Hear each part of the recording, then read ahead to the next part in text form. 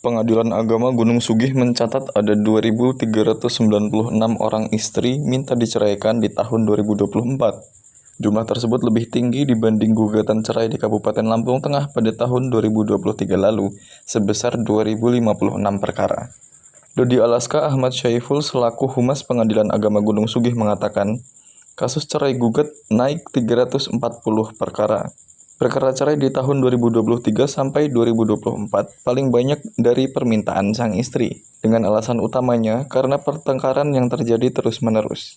Tahun 2024, Pengadilan Agama Gunung Sugih menerima perkara ya, di 3.307 perkara. Kalau di Pengadilan Agama Gunung Sugih tetap nomor 1 perkara gugatan ya, gugatan perceraian, ditambah kemudian yang nomor 2 cerai talak. Setelah itu ada harta bersama, pewarisan, dispensasi nikah, dan isbat nikah. Kalau faktor utama rata-rata sih karena perselisihan dan pertengkaran yang terus menerus dan sudah sangat sulit untuk dirukunkan lagi, sulit untuk didamaikan.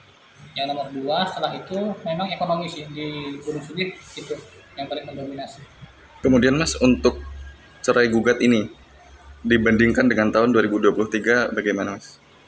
Kalau angkanya jelas naik ya, angka memang trennya di sini naik ya, trennya naik dan dari angka juga naik.